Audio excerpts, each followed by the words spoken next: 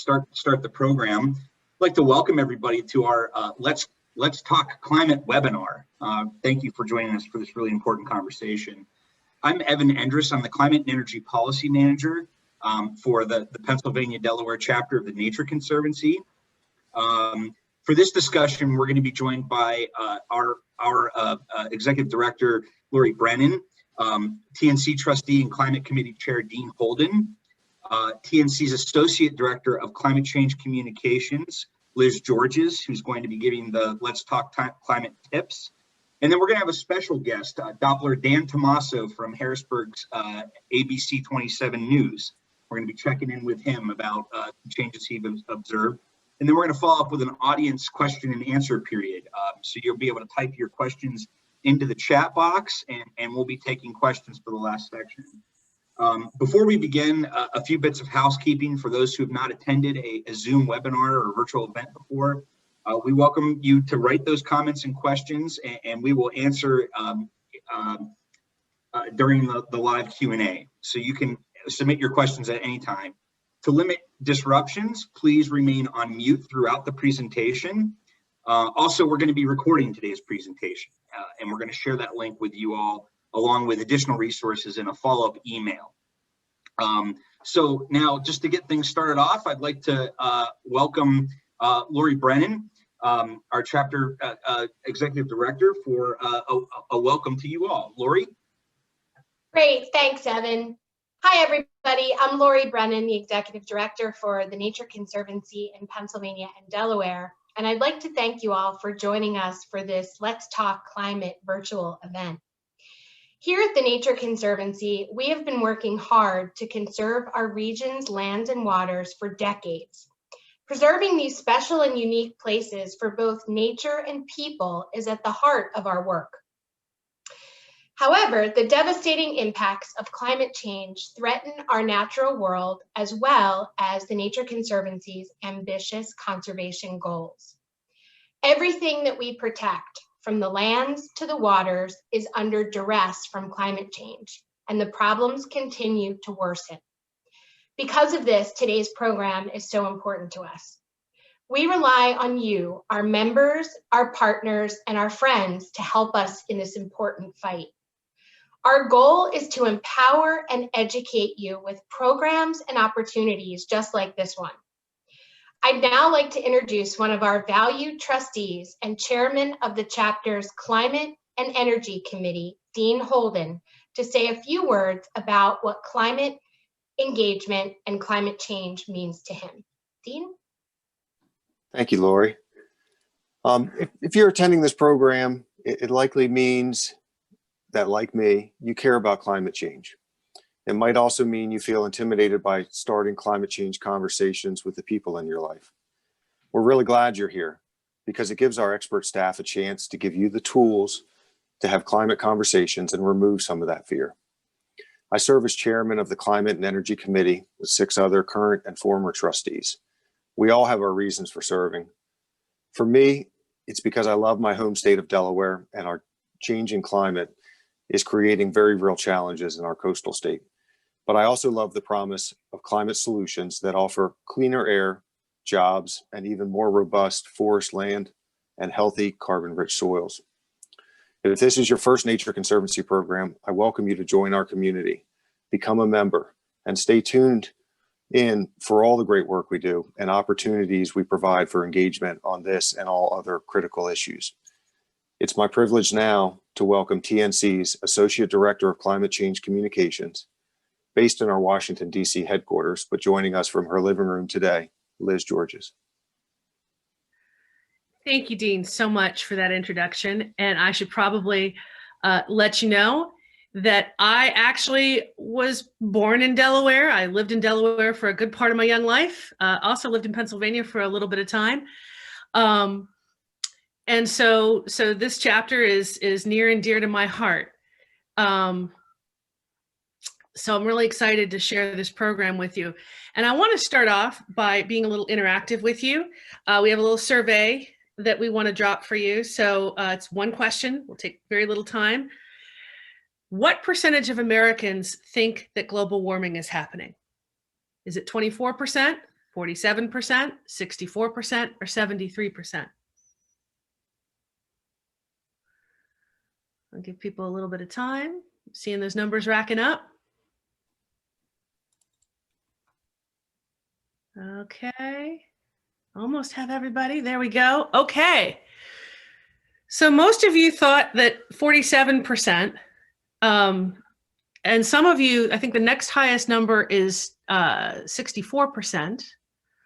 And actually the number is not that at all. Here's what we know about what people think about climate change. Here, let's share the results here. Did we share the results? Okay. All right, how do we close this out? There we go. We know that 73% of Americans think that global warming is happening. And we know this from a study called Climate Change in the American Mind.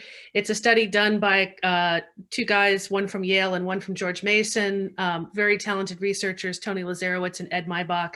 They have been doing this study twice a year for at least, I think, the last 10 years. So we've gotten a really good baseline of data about this information over the last 10 years of what Americans really think. So almost 3 in 4 Americans believe that global warming is happening. And more than 6 in 10 believe it is caused by human activity. And at least 2 out of 3 Americans are at least somewhat worried or very worried about climate change.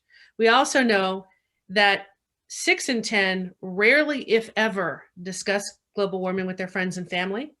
And less than 1 in 4 Americans hear people they know talk about climate change once a month or more. So a lot of people think it's happening. A lot of people are concerned about it. Just so you get an idea of how big that 73% figure is, everybody talks about how Ronald Reagan beat Walter Mondale in a landslide. He only got 58% of the popular vote, and that was a landslide. So 73% of Americans believe global warming is happening. So that's a pretty significant amount. Why are we so quiet? Why won't we talk about it, even though we care about it? A couple of reasons. One thing we tell ourselves is we don't know enough. People don't like to look stupid or uninformed. Climate science seems like a really complicated subject.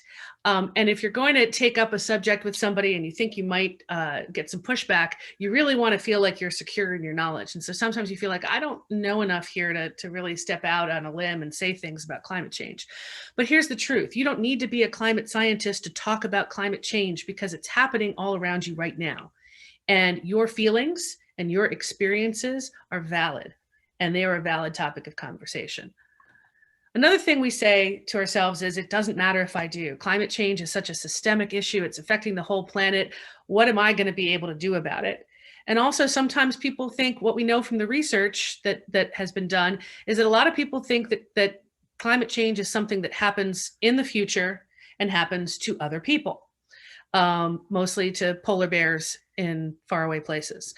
But the truth is, as we all know, climate change is something that's happening right now in your backyard. It's happening all over the country. The other thing is some people, they have other things that are more important to them. And, during a pandemic, I totally sympathize with this. You've got a lot of people out there who are struggling just to put food on the table with their families. They're struggling to get childcare. They're struggling to do all kinds of things. And so honestly, talking about climate change is not one of those things that sort of rises to the top of the pile. That's kind of understandable. Another thing that we hear people say, and we hear people say this one a lot, is I don't want to make people angry. We are social creatures. We are learning that more and more these days. And because we are social, when we are together, we want to talk about happy things. We don't like to talk about scary things. We don't like to talk about serious things. We want to talk about the fun stuff. And people don't like to start conversations that lead to confrontation or disagreement. And as we all know, we've been told over and over again that climate change is a very divisive topic. People perceive that they're the only person in their social circle that believes climate change is happening or that care. I mean, we saw it ourselves in looking at our own thoughts about how many people believe climate change is happening. And most people underguess. And that this room is pretty consistent with the research. There's a huge perception gap. And we know this from the Climate in the American Mind survey. Americans underestimate the level of consensus on the fact that climate change is happening. 73%, almost 3 in 4 believe it's happening. But when you ask people what percentage believe it's happening, 2 in 10 say they don't know. An additional 6 in 10 underestimate how many Americans believe climate change is happening. And 3 in 10 believe the number to be under 50%.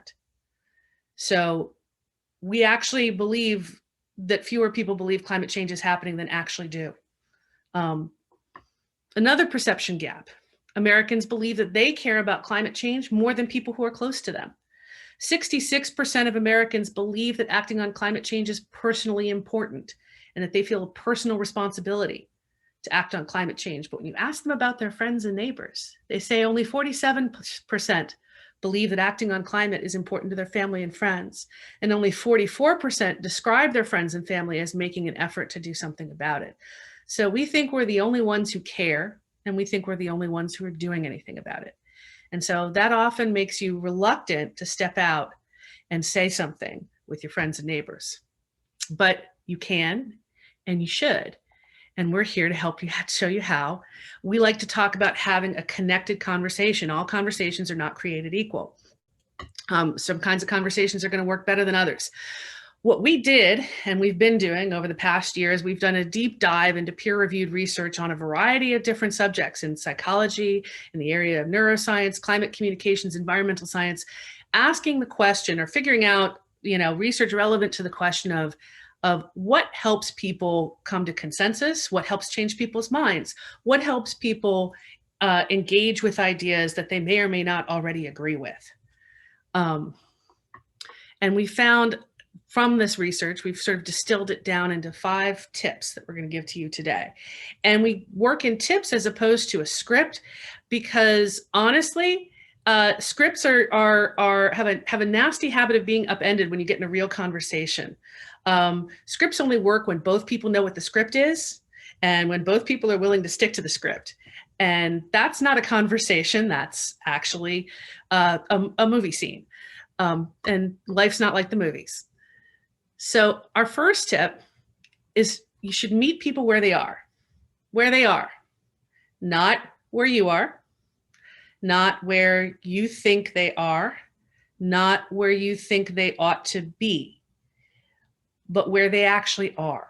And the beauty of this first tip is that there is a guaranteed foolproof way to figure out where somebody is. It's very simple. You ask them. We have a very nasty habit sometimes when we talk to people of we really want to tell people what we know about a subject. And so we immediately launch into a conversation talking about what we know about climate change. But what the research shows is you get a lot further and with people when you start with where they are, when you are talking to them and using active listening, meaning not just waiting for your turn to talk, not just talking about the things you think are most important, but actually listening to what the other person is saying and digesting it and responding based on it. What we know from the research is when people don't feel heard or feel they're being judged, their guard goes up, and that conversations that feel more like shared inquiry go a lot further. We've all had that conversation with the person who feels like they're just waiting for us to stop talking so that they can say their next thing. And we all know that that's not a pleasant place to be. The next tip, connection outweighs facts. What we know from the research is that facts alone do not move hearts and minds. People have a habit of actually ignoring facts that don't resonate with them emotionally or that don't fit the narrative that they're most interested in. Stories, on the other hand, are very good at connecting people emotionally. So when you're talking to people, don't be afraid to share your thoughts and your feelings. Talk about the things that connect you to that other person emotionally. Talk about your values. Don't be afraid to let them know that you've had moments when you've had doubts too. Stories are more engaging. They get remembered better. We tend to, when we tell stories, engage with the protagonist viewpoint. Relaying personal stories about a time when you changed your mind about something makes the other person more likely to change their mind. Also, when you talk about emotions, it's okay to talk about being afraid and the things that you fear or the things that you think are going to scare people. But you also have to follow that up with hope. What we know from the research is that if you just push the fear, That only gets you so far, and eventually it stops working. What you need to do is present fear and hope for the future. And the great part about climate change is there actually is hope for the future. Climate solutions, the things that we know address climate change, like renewable energy and natural climate solutions, those are all great, awesome things to talk about that are very hopeful and that provide great benefits. And so you can do this whole fear and hope thing. And it's very exciting when you do. Another tip is to start with what's already happening. People care most about what's in their backyard. They care about the things that are in their day-to-day, because that's what we engage with most often. So keep it as local as possible. We'll get into this a little bit when we talk to Doppler Dan. Talk about what you're observing in your backyard. Make sure people understand what they personally have to lose. Hey, remember that fishing hole that we used to go fishing in every summer? Well, it's gone now. We know this works because we know from studies that have been done by Yale that people who have changed their mind on climate change have done so because of their personal experience with the impacts. And so that is an actually proven way to get to people who we know have had to change their mind on climate change. So this is a very effective thing, is to stay local, keep it in their backyards. Next, the goal is conversation, not conquest. We all have this fantasy. If you're somebody who's very passionate about climate change, we all have this fantasy that we're going to have this conversation with our climate denying Uncle Walter, and we're going to present all of our facts, and we're going to be so persuasive, and Uncle Walter's going to try to present some facts of his own, but they're not going to be terribly persuasive, and we're going to give him the 1-2 punch of all the facts we have and all the great arguments we have, and Uncle Walter at the end of this conversation is going to announce that the scales have fallen from his eyes and that he believes that climate change is happening. And the fact is that never happens. Really, what we know from science is that conversations have to be iterative. And people, once a conversation becomes an argument, once you create it as a conflict, it's me against you, it's very hard to unring that bell. It is very hard to get people to back off from that. People, when they're presented with conflict, they do not give in, they dig in. And people don't like to be wrong. So really what you want to do is complicate their world by showing them that maybe there are other ways to look at this issue. And you don't have to convince them that the other way is correct. What we know from the research is merely presenting somebody with a dissenting opinion about something, even if they shoot it down, next time they're presented with it, they tend to have a more favorable opinion of it. Familiarity does not breed contempt, it breeds acceptance. The goal is to have not just have a conversation, and then have another conversation, and then have another conversation, and keep going in a way that feels like a shared inquiry, that feels like you're doing this together, and that feels like, you care. Which brings me to tip number 5, which is focus on the person across from you and treat them like a person. And this shouldn't be hard, but we do tend to get very emotionally wrapped up in things. And sometimes we do it just through carelessness. So one of the things that people don't know about me, but that is highly ironic given what I do for a living, is that my dad is actually a climate denier. Whole 9 yards, like the most extreme form of climate denier you can find, that's my dad. And so we were talking about climate change and we were getting into it. And he said something, and I remember thinking that it was just ridiculously stupid. And I laughed at him. I laughed at my dad. And I immediately knew that that was completely the wrong thing to do, because he just looked crestfallen and I felt like garbage. And I knew that that was not the way I wanted to treat somebody who I loved very much. And so I apologized, of course, and our relationship is fine.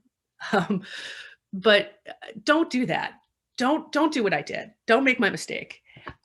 Realize that we're not asking you to talk to strangers. We're asking you to talk to people that you know and you care about, because that's the glue that makes you influential to that person. We know from the research that the person who is most influential is the person who is close, not some expert off in the ether, not somebody who they don't know. It's somebody that they care about. And those good feelings that you share with people, that oxytocin, encourages collaborative action. Whenever you have good experiences with people, you're more likely to collaborate with them. And so making sure that the conversation you're having is one that's connected, is one that is not abusive in any way, that is respectful, is going to go a lot farther, and is going to assure that you can have those repeated conversations that eventually lead to people changing their minds. So going to leave you with a couple of things here. Again, this is a pep talk, not a script. Having conversations is important. We are never going to be able to get support to fix climate change if we can't talk about it. We can't fix a problem that we won't even talk about. And if we're going to build the kind of political will to actually change our policies and change what we're doing, it starts by getting people committed in conversation. It starts in changing that perception gap and helping people understand that, yes, they're not alone. Everybody, that actually 3 and 4 people are with you and think climate change is happening, and the 2 and 3 think it's important. You don't need to win every conversation. You just need to keep showing up. You just need to keep having those conversations and change those societal norms and those perception gaps. So that's what I've got from my part of the conversation. I'm going to stop my share for a second. Betsy, you ready? So if you are joining us from central Pennsylvania, you likely already know Doppler Dan Tomaso as part of the ABC27 weather team. Over the past few years, Dan, along with his weather team members, have brought you regular reports on our changing climate, engaging farmers, climate researchers, and our outdoor sporting industries in discussions.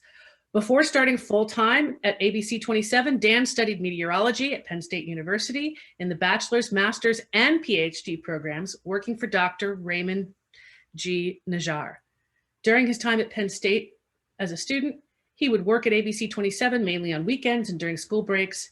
In August 2013, Dan completed his bachelor's and his master's degrees in meteorology through Penn State Integrated Undergraduate Program, where his published research on seasonal interannual variability of the upper Delaware estuary dissolved oxygen and dissolved inorganic carbon budgets is in the Journal of Geophysical Research, Biogeosciences. So I want to welcome Dan Tomaso here. And Dan, I want to ask a couple questions. Sure, go ahead. All right, awesome. Great. Here I am. Here you are. Hi. In your time discussing weather and climate changes, what impacts have you observed? And who are the people who are bearing the brunt of those impacts? Yeah, so, I've been with the station now for 11 years, and I work alongside a gentleman named Brett Thackera, who grew up in Bloomsburg. I work with another gentleman, Adish Ukla, who grew up in Pittsburgh, and they both grew up in sort of the suburb environment. But my other coworker, our chief meteorologist, Eric Finkenbinder, who you see pictured on the slide there, he is a full-time farmer in addition to being our chief meteorologist. And I think I've learned a lot about the outdoors from Eric, in particular, local farming trends and how he decides when to plant, when to harvest, what to plant. And so through conversations with all 3 of them, I've learned, whether Brett's worried about going to the Bloomsburg Fair, the big fair every year, and it just seems like it wants to downpour and rain, or Addis, who loves severe weather and studies severe weather trends, or Eric, who loves farming and loves farming trends. I get very unique perspectives just within our team.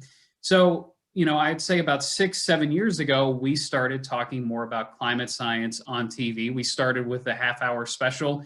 We've had 2 or 3 more half-hour specials, and they're generally focused on local climate change effects. So we've gone back to Penn State University. We've gone back to some of our coworkers and friends over the years and just asked what they've been seeing in their research.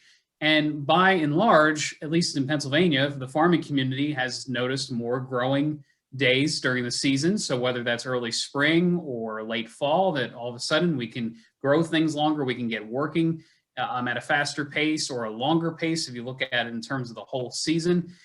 We look at it from a baseball, football standpoint locally. I've talked to a local winery in Upper Dauphin County in central Pennsylvania, and about how the climate's actually well suited in the summertime for growing the grapes that they need. And I've also talked to the ski industries during the winter season. Now this winter, so far they haven't been able to make any snow, but last winter they were claiming that because they can make snow, as long as it's cold enough, they should have no problem. Well, it hasn't been cold enough so far. So it's a mixture of things, and we've witnessed flooding quite a bit in the last decade, and that's likely another big issue that I'll get to here in a moment. But if I just want to go on a quick tangent here, just about what we've been seeing locally. We use local rankings of climate data to kind of put things into perspective, because Harrisburg has a long running climate data record. So going back to 1888, they have records for. And just noticing that the warmest winters on record, coming out of last winter, we were in the top 5. So you can see 1931 to 1932 average temperature over that winter time span, 40.4, or even 2001 to 2002, 37.4, and last year was 37.2. It's pretty phenomenal, because then 2020 as a whole has been warm. So we can go to the second graphic there, Evan, if you're listening.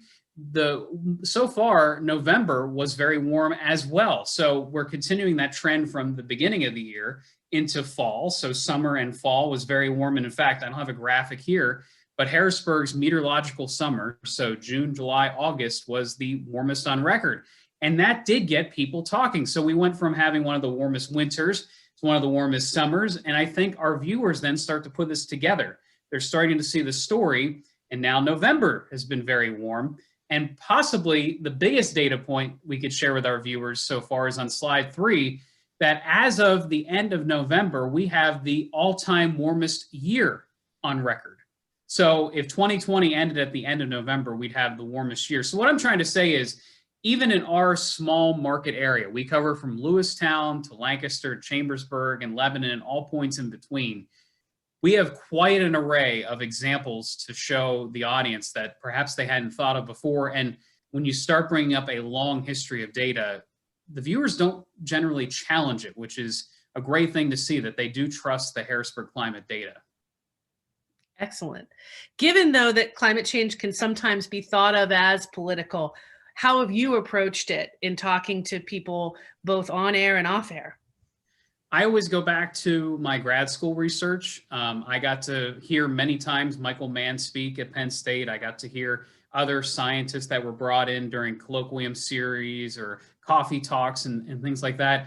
And I just try to explain to people that all these scientists working in different research labs across the globe, across the country, you know, they're all seeing this. It's a consensus. It's not just one or two scientists going forward and seeing this. And then you start to couple some of the more nationwide events that get on the newscasts as well. And Evan, if we go to the next graphic, one of the main reasons why I love meteorology is that we do have such a long-standing record. And this was the hurricane season 2005. And all those tracks kind of look like a bunch of spaghetti noodles, a whole bowl of spaghetti. I mean, it's just the entire Atlantic basin covered.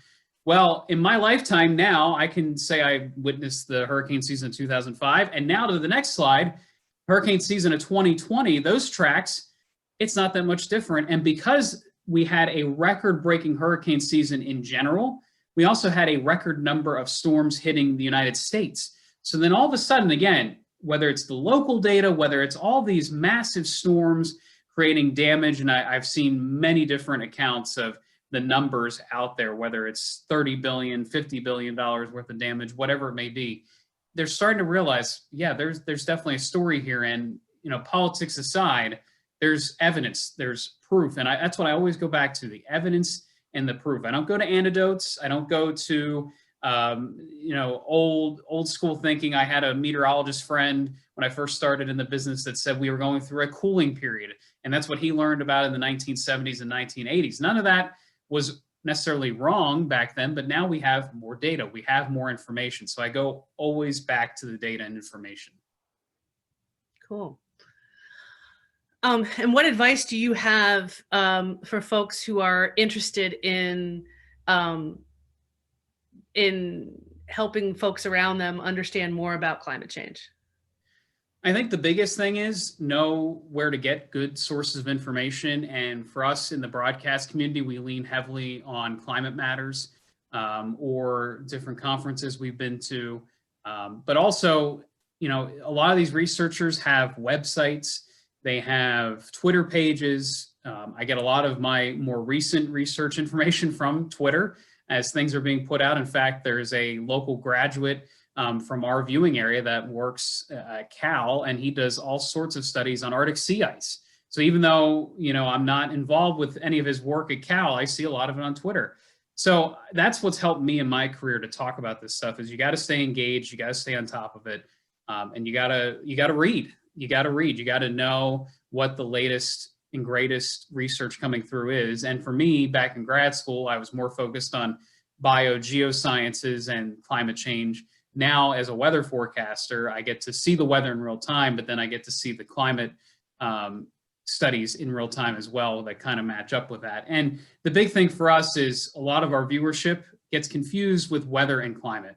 And so we always try to differentiate the two. And I think starting a conversation and making sure the person understands that. So for instance, in this graphic I have just kind of laying out the seasons on average. When I say summer is getting longer, that's not just a one-year trend. This is over 30 to 40 years of data that we have this. And so graphics like these are very important to our on-air presentation and to our storytelling. Excellent. Yeah, I was about to ask you about that because I think that is something that tends to confuse people in terms of talking about climate versus weather. That weather is something that happens on the day-to-day, and climate is sort of the long-term trajectory of what we're seeing and in terms of temperatures and seasons. Any other advice for people who are sort of budding climate activists who want to understand how they can make a difference? I think just getting started, getting the information out there. Eric and I, we kind of spearheaded the idea of, my coworker, Eric Finkenbinder, and I, we spearheaded the idea of getting climate information out to our viewers. And immediately we had support from our management team. We were worried at first, well, is this going to cause any ripples in the newsroom? Is this going to cause any issues? And in fact, I was supported to say, hey, if you want to do more of this, if you want to come up with your own series, you know, you're obviously doing the day-to-day weather, so it's hard to do all that at once. But we were supported from the jump, and we were surprised by that. And even more so in this age of social media, where you could put out a forecast for a dusting of snow like we had today, and people are going to find a reason to complain about it. You always worry about the backlash, so to speak, in terms of putting something out in the public. And by and large, I mean, I can remember maybe a handful of comments or issues that have come up since I've been at the station. It's been very little in terms of pushback. And that's been, you know, it jives with the George Mason University and some of Edward Maybach's work, that people are a little more understanding than perhaps we give them credit for. Yeah, and in fact, one of the other things that I didn't get to mention that is actually true, based on more research that Ed Maybach has done, is that I think one other thing that very often climate advocates forget is that the folks who are resisting climate action, they're not all heavy-duty climate deniers like my dad. And in fact, Ed Maybach does this study called 6 Americas of Climate Change. And that data doesn't renew as frequently as the Climate in the American Mind data that comes out twice a year. But the most recent version of that study, the people who are going to tell you climate change isn't real, it's a hoax, it's actually down around 10%. And the rest are sort of falling in what they would call a skeptics category, where they're not sure, they know climate change is happening, but they're not sure what's causing it. Maybe they think it's not man-made, or maybe that they are worried about, it's less that they think it's happening or that they don't think it's man-made, but they're worried about the solutions and how, and thinking that they're more expensive than they are. So, it's again, why it's important to begin with where people are, because you might find that people are further along in their beliefs on climate change than you thought they were. Yeah, and one thing I've noticed too, when I've given public talks or I've just visited schools, what I've found is people actually ask me personally, what do you think about it? How do you feel about climate change? And I've always found that interesting that they phrase the question like that. They almost feel like I'm, perhaps falling into the normal speak of climate change, perhaps, or what the script that you mentioned in your slides there, Liz, about how you're supposed to talk about it. And I always find that interesting. Like, no, this is how I feel about it. It's not just that there's data, it's how I feel about it too. And I find it interesting that it comes back to the human perspective. What do you think about it? And I don't shy away from those types of questions. I know some people don't, in the broadcast industry, don't want to get into it. But for me, I will perfectly be happy to say, this is what I think, this is what I feel about it. And that's why I'm presenting the data. I think it gets back to that storytelling aspect of things, that people, human beings are essentially wired to absorb information through stories. We love, facts and figures are great. The Nature Conservancy loves facts and figures. We like to be a science-based organization, and facts are important. But I think that when you're trying to move people to action, very often it takes a story to get them to really understand the facts and remember them internally and enough to be able to act on them. And, I will say the Nature Conservancy has helped us a bunch, whether Evan and I worked on an apple story last year with some of the Adams County apple growers. So looking at it from apple perspective, like I said, I was at a winery this summer. So trying to find some of those local industries, those local connections to climate change. And I know my other coworker, as I mentioned, Eric, he's done some stories on trees, even Christmas trees more recently, and any effects, weather, climate, on things that people look for every single day. Now, again, it's been harder with the pandemic of finding these connections and finding a way through the news and information of the pandemic, but we have still tried to make some effort in those directions.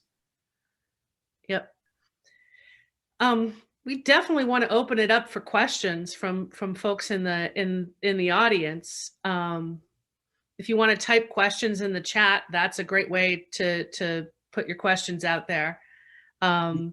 We already have some great questions to start with. I'm gonna go ahead and relay those. All right. Right now, the first one's for Dan. And Dan, I know you've done some investigation into this, but one of our attendees says, "I'm a skier, and the lack of snow in the winter and the ability to enjoy winter activities really it upsets me." So what? There's a lot of information to pull together, but what did you see when you were investigating, particularly the winter industry, and really what, given the projections, what's the outlook for that industry, or what's their fear if this trend continues? I think their fears are mostly about naturally made snow and not getting enough naturally made snow. Harrisburg set an all-time low. So in addition to being very warm, Harrisburg's winter last year only provided about 5 inches of snow for the entire season, which is a phenomenally low record snow amount. So essentially there was no snow to ski with, and it was very sporadic. So how do you constantly bring more snow into the picture?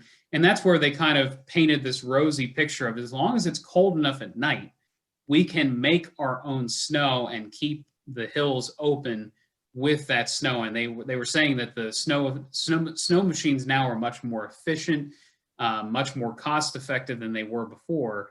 So that's how they're dealing with it here in central Pennsylvania, is just making a ton of snow. And they were able to stay open in December of last year. However, this year, I have not received word that they have started making snow as of yet. I know they always shoot for the week between Christmas and New Year's, but even our last few years around New Year's, it's been too warm for snow. So I don't think the outlook is great temperature-wise, and we're calling for another mild winter this year with lower snow totals, mild temperatures. So yeah, the ski industry, cross-country skiing, snowboarding, even sledding, it is very tough, and it's a big local tourism driver, especially as you go farther to the Northeast.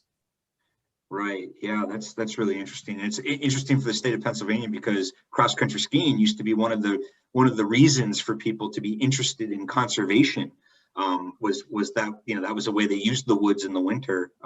So here's what I'm going to do.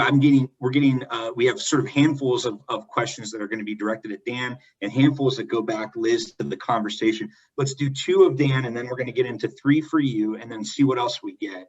Okay. So Dan, there's another question about the outliers and the anomalies. So I think what this attendee is trying to get to is the, you know, we always have that one or those couple of days in winter that are really cold. There's maybe a vortex that comes down, and then all of a sudden that shapes everyone's perception. That one day or that 2 days of really cold weather allows people to say, well, the climate's not changing because today was cold, or you know, or something along those lines. How do you handle those anomalies when you're trying to put together this conversation? I think, unfortunately, for my vocabulary and speaking ad lib on TV, I've gotten way too comfortable saying short cold spells or sporadic cold spells, because the last few winters have provided just that. And sometimes, even going back to last year, we had our latest snowfall ever recorded in Harrisburg history. It was in the beginning of May. I was the new neighbor to the neighborhood, and I already planted my impatience. And some people were looking at me pretty funny that it's snowing and it's cold and it's the beginning of May. And why did the meteorologist choose to do that when it's so cold out? But you're right, Evan. Most of those colder episodes are simply just episodes. They're very short. And that's mainly due to a weakening of the jet stream, which could become more common with climate change. And the reason being is when you remove that difference between the cold air over the North Pole and that warm air difference to the south, closer to the equator, as everything becomes more equal, as the temperatures kind of level out with climate change, that eliminates the broad band of fast-moving winds that we call the jet stream.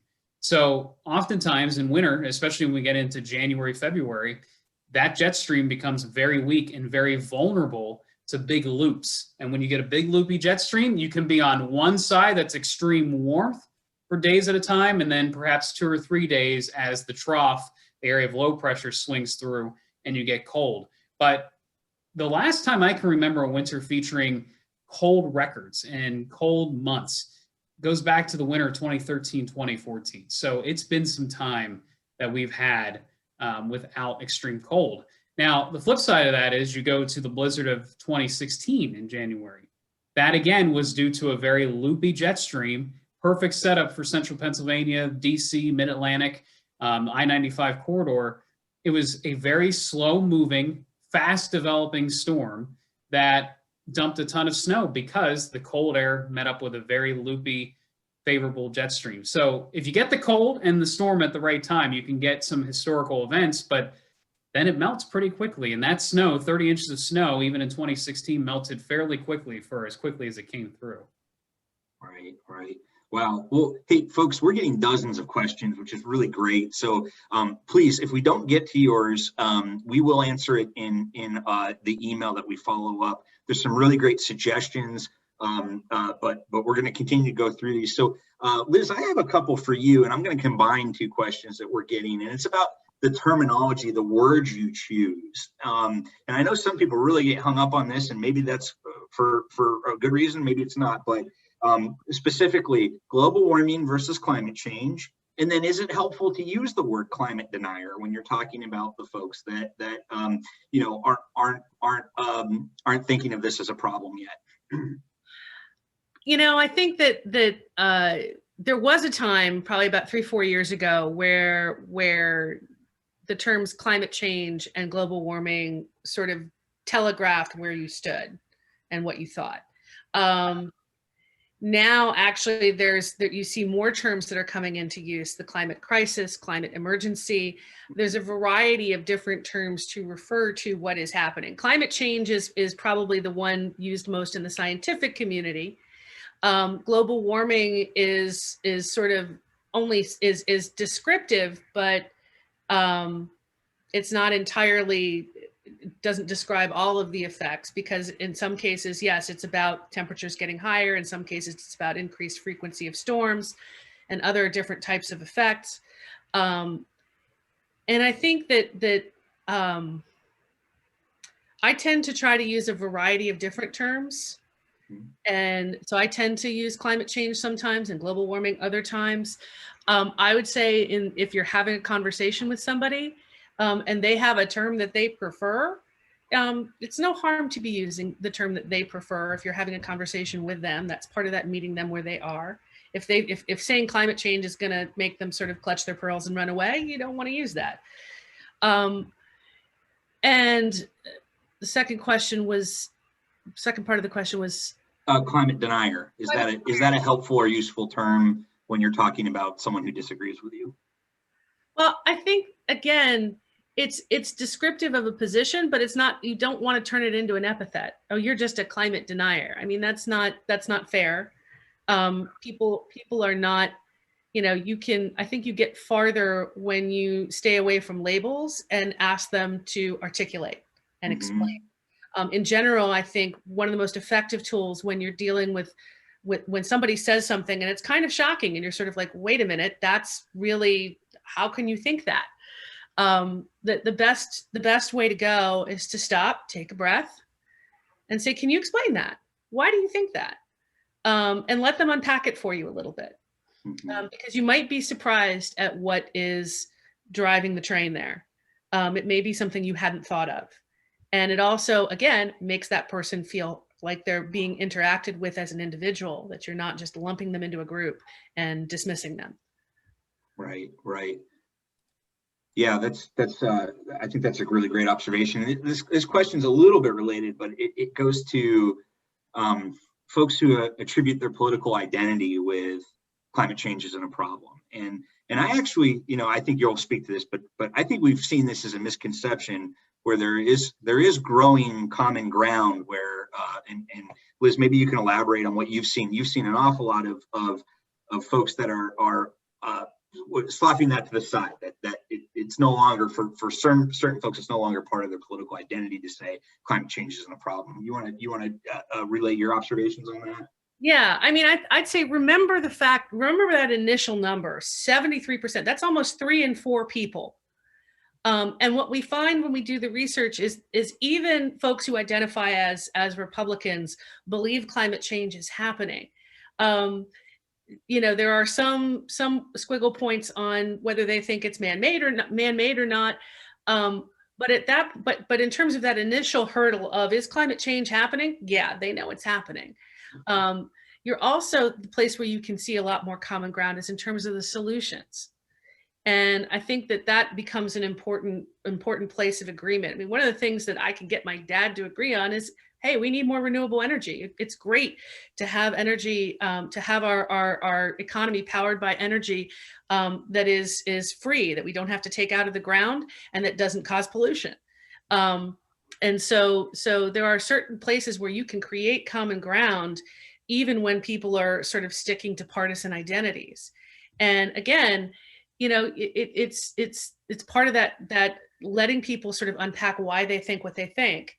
And you might find that there's more places for you to agree on and more threads you can pull on to sort of bring people to the place where maybe they complicate their narrative a little bit. And once people sort of think that there's more to a story than they originally thought, they actually will seek out more and better information, and that becomes a tool to help them figure out maybe they think differently now.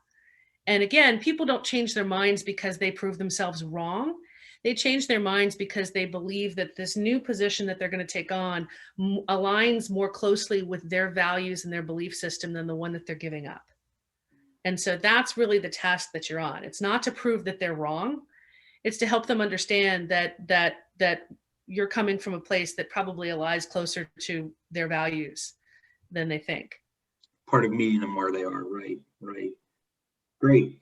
So I have one coming back to Dan there.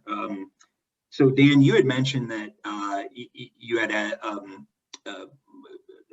meteorologist that was, had been doing this for a longer, educated at a different time than you, talking about global cooling period. What has been your sense with weathermen and broadcast meteorologists generally? Are you an outlier, or are you part of a new front of professionals? How would you say the industry itself is sort of breaking on this? I think it depends on the background. So at least with Penn State, while I was, I believe, a sophomore or a junior, they began to institute a mandatory climate science class for every meteorology major. And my research advisor was also my intro meteorology professor. And so he actually brought climate science into that course as well. So I was exposed to it as soon as I was 19, 20 years old. So I had some pretty early exposure to the research and what was being talked about. And as I mentioned, then there were plenty of opportunities at Penn State to learn more and to join different lectures and talks. So I think in that regard, my education is a little unique, but also Penn State meteorology is bringing that in for other meteorology majors as well, which I think is huge. But even 10 years ago, so my other two coworkers, Eric and Brett, who graduated ahead of me, they didn't have the climate science courses and the studies. So they had a lot of questions for me, and I would bring stuff back. I would show them things that were sent to me, whether it was presentations or papers. And that's kind of how the conversation got started. Now, the person I had worked for had already left by that point that understood global cooling. But I think what he failed to realize, he wasn't keeping up with the data 1970 on locally, showing the local warming trend and then the global warming trends as well. He was, still in that education. So I think it is about exposure. And I think, some programs in meteorology, they're more broadcast based than science based. So I think that can be an issue too, that they're not getting enough of the background science in their program. Right. Yeah, that makes sense. So Dan, we have a question. I'm not sure, but given your background in freshwater and analysis, maybe you can answer this, and maybe this is a trend you've observed. But what about the spring thaw? That used to be something that I recall. We would end up with snowpack, and then we would end up with warming spring, and then we'd have where I grew up, we'd almost always have spring flooding. What's the dynamic there? Have you observed that sort of lack of snow then affecting the summer or spring flows? Yeah, so stream flow in general, I think in the Susquehanna over the last 10 years has been much lower. It's been more event by event instead of being seasonal. So you get a big snow and then it melts or it rains on top of it, then you get the flooding. But truthfully, we have not seen the big springtime influx of fresh water as per normal. And I think some of that is last year, it felt like the ground never truly froze. And I had talked to some local farmers about that. And I had talked to Eric about his farm. And truly, it never did get cold enough that the ground actually fully froze. And that's due to the warmer nights and warmer days. And going back to the records I started out the talk with, when you have such a warm winter weather season that temperatures are on average 5 degrees above freezing, you're not going to get that seasonal thaw cycle here. Right. Yeah, I think we have a plan in our future to talk to some fishermen about what they've observed in that regard. Something that we were planning pre-pandemic. We'll come back to you. Oh, right. And so just someone just threw a follow-up question right on top of that with so then what's the drought trend been? Because I think we had two periods of drought, right, this year in Central PA. Yeah. So the 2010s I call the year of the decade of rain. We set so many records for rain in the 2010s, but 2020 has been a reversal of that. So in my career, I've really never talked about a widespread drought other than, I believe, the summer of 2009 and 10. Yeah. I believe, are the last times I really talked about drought. So this year was a kind of a weird reversal. I don't think it's going to stick, though, because, again, when you get these large weather patterns that are slow developing, they do lend themselves to rain. And I think this year we were relatively lucky in the Northeast, missed out on a lot of rain, too. But rain, when you warm the atmosphere, a warmer atmosphere has a larger capacity to hold water. So when you do set some of these warm records, these long-term trends, all of a sudden the atmosphere will hold more water. And even in the summertime, we've had way more humid days than we used to. We're setting dew point records. So dew point is a measure of moisture in the atmosphere. When you set temperature and dew point records, that's not making for a comfortable summer. That's making for a hot, sticky summer. And that moisture has to go somewhere. And oftentimes it gets rained out in these big, slow weather events, going back to Harvey and Florence, very large rainfall producers, very slow moving storms because of a slow moving jet stream. Those unfortunately could become more common, or even Tropical Storm Lee locally in Pennsylvania was another example of warmer atmosphere, more water. Some places going to get unlucky at some point, and we had the flooding in 2012. We've had subsequent flooding in separate summers, 17, 18, and 19. We had flooding just in the summertime from thunderstorms, slow moving thunderstorms. And to build off of that point, we actually do a lot of work with shellfish growers all along the East Coast.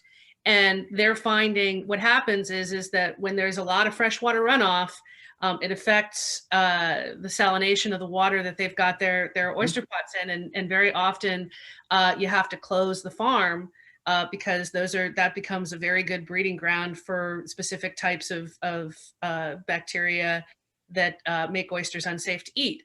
And so, you're finding oyster season, oyster farms that used to only have, a few days during a year where they might have to close because of freshwater runoff, now closing, 10, 20, 30, 40, 100 days out of the year because of freshwater runoff. So it affects other types of farmers too, besides the inland farmers. It can affect some things on the coastline as well. Sure. And I know our TNC friends from Delaware love their oysters. So to go with a nice day at the beach. So we're close to ending here, but Liz, I'm going to give you an opportunity because I think this last question is a really good close. Of course, we're getting in several different ways. We're getting the question, well, what do I do? What do I do next?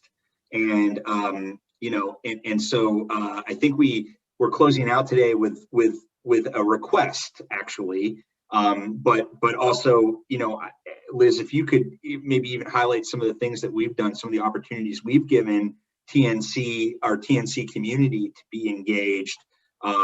Let's close that out. And I'm sorry, Betsy, do we have a closing slide that we need to show as part of that? Sorry, we have an architect behind the curtain, which is our, yeah, there we go, which is our amazing online event coordinator, Betsy. So go ahead, Liz, take that question and then we'll close after that. Yeah, I mean, I think that those 5 tips that I gave you, you don't have to remember them because we have a booklet called Let's Talk Climate that has all those tips in it.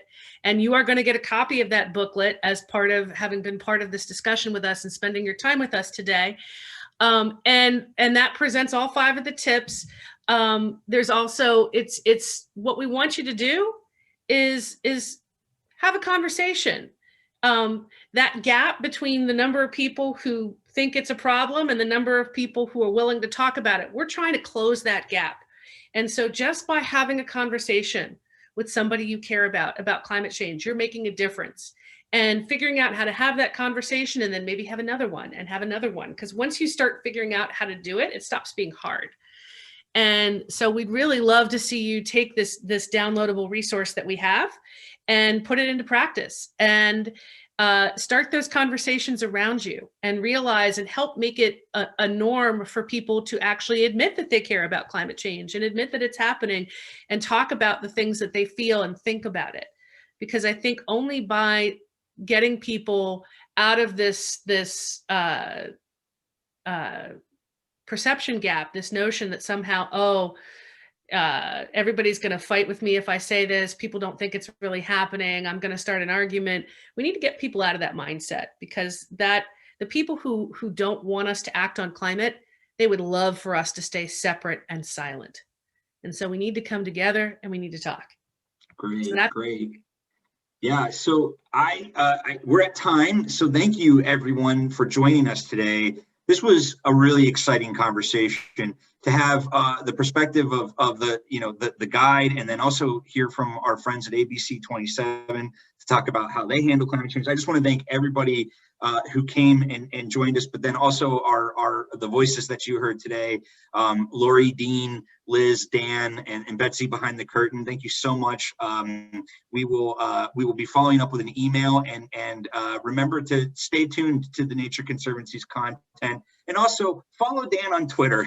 Follow Dan Doppler Dan Tomaso on Twitter if you're a Twitter person, because you're going to get a lot of really great nuggets of climate change coverage by doing that.